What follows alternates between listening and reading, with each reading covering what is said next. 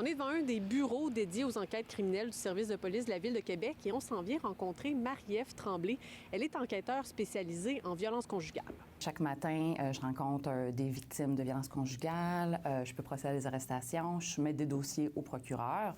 Vous avez une problématique conjugale, n'importe quelle problématique, on est disponible au service de police. Puis oui, le fait qu'on soit spécialisé, on en entend de toutes les couleurs.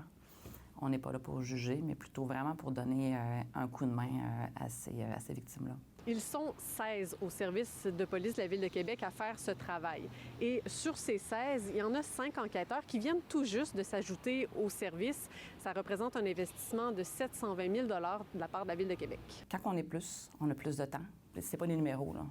C'est des femmes principalement, quelques hommes, on le cachera pas. La violence conjugale, c'est un crime contre la personne, c'est pas un crime contre la propriété. On peut pas laisser les dossiers s'empiler en disant on en a trop, on peut pas les gérer. Les femmes, ils ont besoin de beaucoup de courage, dans le fond, pour dénoncer. Donc, c'est difficile d'être mal reçu, des fois, par la police. Fait que c'est bien qu'il y ait plus de ressources, qu'ils prennent plus le temps de mieux les encadrer.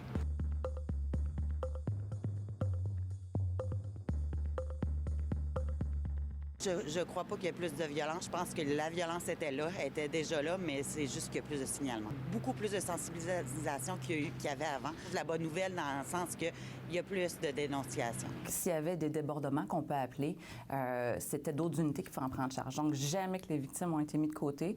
Par contre, ça peut être géré par d'autres boîtes. L'objectif qu'on soit spécialisé, c'est qu'on connaît le type de victime, on connaît le type de violence. Ça prend une certaine mentalité, une certaine aussi type de personnes pour travailler avec ces victimes-là, également avec les suspects. Là. On le sait que, par exemple, en tel pourcentage, si la personne a déjà eu des idées noires, un problème d'alcool, a déjà eu de la violence envers les enfants, font partie de certains risques. Ça a été quand même documenté dans quelles circonstances que c'est fait. Qu'est-ce qui se passe avant?